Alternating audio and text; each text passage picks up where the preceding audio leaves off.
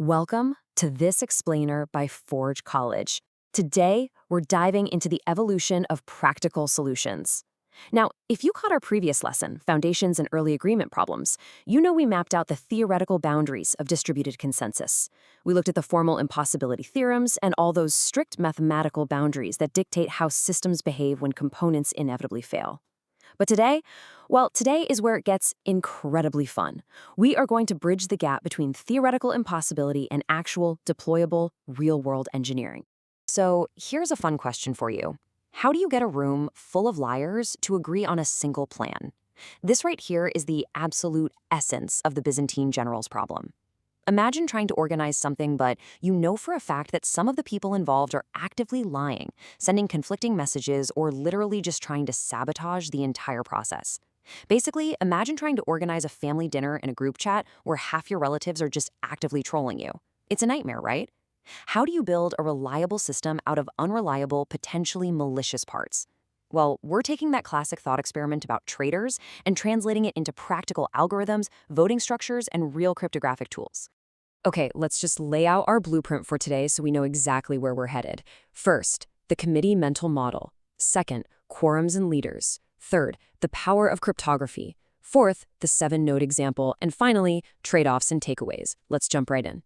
Section 1. The committee mental model, subtitled Mailboxes and Paper Ballots.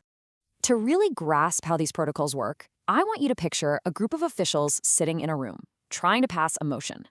Now, to vote, they don't raise their hands. They use physical paper ballots and drop them into each other's personal mailboxes. These mailboxes represent our network channels. But here is the massive catch. Plain paper ballots can be easily forged by absolutely anyone. A malicious official, or Byzantine actor, can simply stuff those mailboxes with fake tallies. Without any way to authenticate who actually wrote what, honest committee members have zero way of distinguishing a legitimate vote from a total forgery. Consensus becomes basically impossible unless you have incredibly strong trust, which, let's be honest, we don't. We desperately need a way to prove who sent what. And while we're on the subject of mailboxes, let's talk about timing. In distributed systems, there's a concept called partial synchrony. It's essentially the very relatable assumption that network messages, or physical mail, might have completely arbitrary delays, but they will eventually deliver. Because as we all know, physical mail is just the absolute epitome of speed and reliability, right? But seriously, because messages can be delayed, we can't guarantee instant finality. We have to design our systems with clever timeout rules just in case a message is genuinely stuck in transit, rather than maliciously being withheld by one of our liars. Moving on to Section 2, quorums and leaders, fixing the mechanical flaws. So we have an unreliable mail system and a handful of liars in the room. How do we translate this paper ballot analogy into actual strategies that handle these flaws? Well, the crucial point is this seemingly simple little formula, greater than 2f. In Byzantine-tolerant systems, f represents the maximum number of faulty or malicious nodes. To guarantee that our system stays safe, any voting quorum we use must be strictly greater than 2 times f.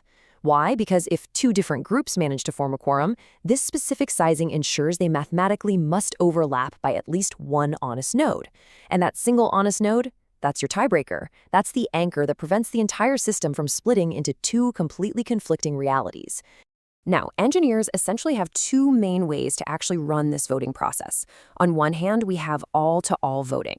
Everyone sends a ballot to everyone else. It is incredibly robust, heavily redundant, and very safe, but man, it creates a massive traffic jam of messages. On the other hand, we have leader-based replication. Here, one designated leader proposes the plan, and everyone else just confirms it with that leader. It's so much faster, it lowers latency beautifully, but, and it's a big but, it introduces a centralized vulnerability. What if the leader is the liar? That brings us to Section 3, the power of cryptography, upgrading with wax seals. To fix that pesky forgery problem and make leader-based systems actually secure, we need an upgrade.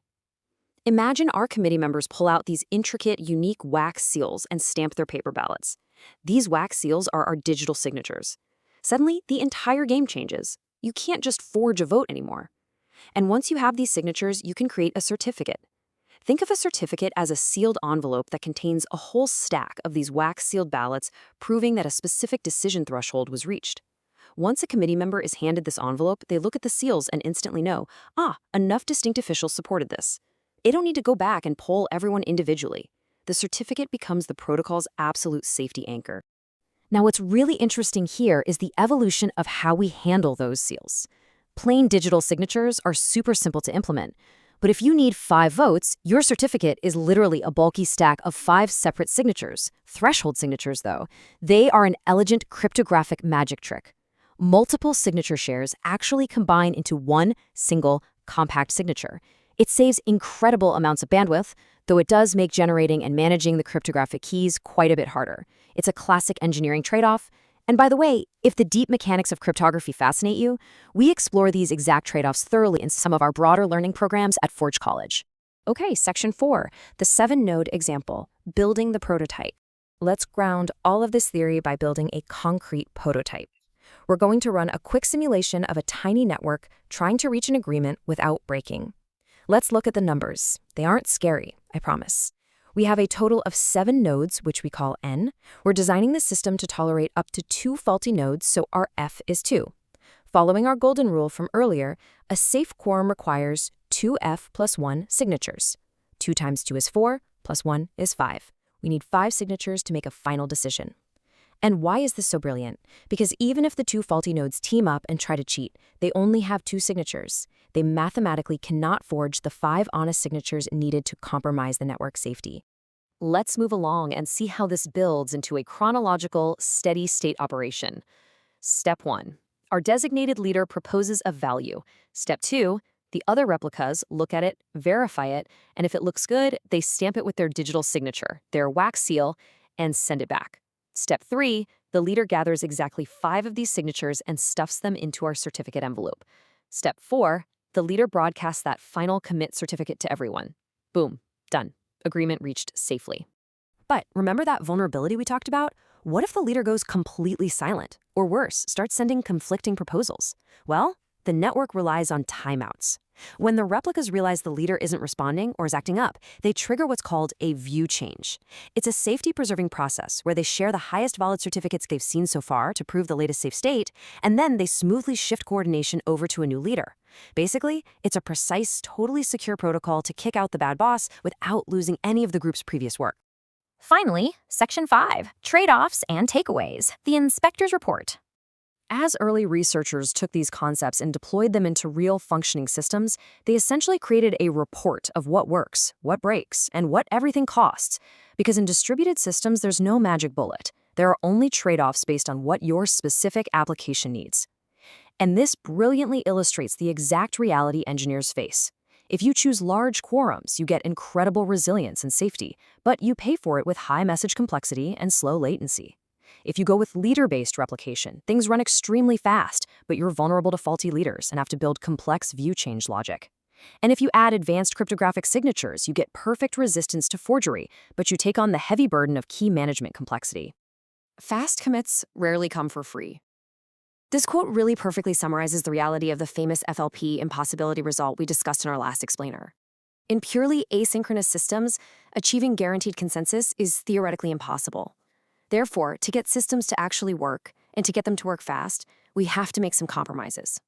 Achieving low latency always means you're either accepting slightly narrower resilience bounds, relying on partial synchrony, or enforcing much stronger operational controls. You simply cannot get fast, perfectly safe commits for free. So, we've seen the mechanics, the math, and the blueprints. We've taken a room full of uncoordinated, potentially deceitful actors and forced them into perfect harmony using quorums, leaders, and cryptography. The next logical question is, are you ready to see how early computer scientists took these very concepts and coded them into the world's first experimental distributed systems? I highly encourage you to visit forge.college to learn more about this subject, explore our other Web3-related topics, and join our learning community. Until next time, keep questioning the impossible.